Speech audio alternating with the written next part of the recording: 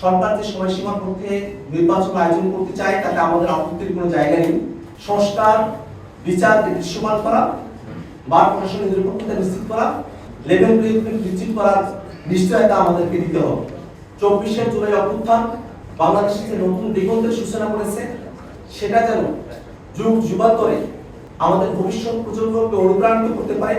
সরকার যে সময়সীমার মধ্যে নির্বাচন আয়োজন করতে চায় তাতে আমাদের আপত্তির কোনো জায়গা নেই, কিন্তু নির্বাচন আয়োজনের পূর্বে সরকারের অবশ্য করণীয় কিছু কর্তব্যের জায়গা রয়েছে। এই সরকার গণহত্যাকারীদের বিচার করা এবং রাষ্ট্র কাঠামোর গুণগত পরিবর্তনের জন্য সংস্কারের ম্যান্ডেট দিয়ে সরকারের যাত্রা শুরু হয়েছে। অতএব নির্বাচনের পূর্বেই বিচারকে দৃশ্যমান করা এবং সংস্কারকে বাস্তবায়ন করা এই সরকারের অবশ্য কর্তব্য।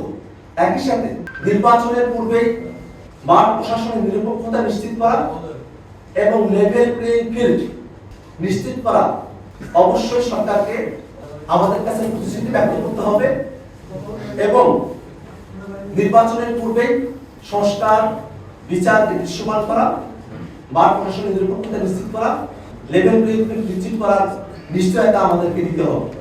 আপনার এসির গ্যাসের সমাধান হলো SGS ও CNS সার্টিফাইড ফোরন রেফ্রিজারেন্ট গ্যাস, যার বিশুদ্ধতা 99.98%।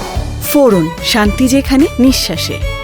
আমরা এই জুলাই ঘোষণাপত্রে যে প্রতিশ্রুতিগুলো ব্যক্ত করেছি সেগুলো যেন বাংলাদেশ অবশ্যই বাস্তবায়িত হয়, সেই সম্পদ যেন বাংলাদেশের সকল রাজনৈতিক দল এবং বাংলাদেশের সকল মানুষের পক্ষ থেকে বারংবার বিকৃত হতে থাকে।